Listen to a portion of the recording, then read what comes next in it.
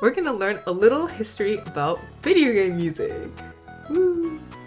Okay, music in video games are a huge part of the player experience, from arcade games to handheld device games like the Nintendo Switch. They really help immerse the player into a virtual world of the game. There are many composers who specialize in video game composition because it really is a craft in itself that is different from regular composing and movie composing. Let's take a look at this small clip first. When it comes to the overall experience of playing a video game, the music behind the game means a lot. Music has the ability to change our emotional state and make us feel something. This is hugely important to our virtual adventures and contributes to immersion in the game. The story of the evolution of music in video games goes hand in hand with the technological advancements in the gaming and computing industry. Because what separates music in gaming from music in movies and in TV is timing. Music and sounds in a game have to be poised to respond to the input of the player. One of the first video game music that came out in 1972 was from a game called Pong, created by Alan Alcorn. It actually is just a beeping noise that correlates to the player's action. Let's listen to what it sounds like.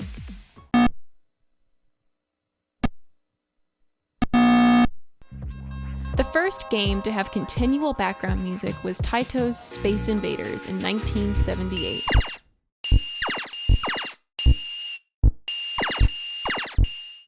The development of sound chips inside these games made it possible to have a variety of sounds and a more mellow timbre as opposed to very angular sound.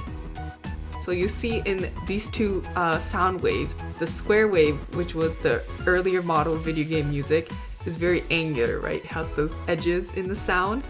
And then as we developed to get more sine waves, which is the curvy one, we get a more mellow sound. From the late 80s era of gaming, we get the soundtracks from games like The Legend of Zelda, Final Fantasy, and Super Mario Bros. 3.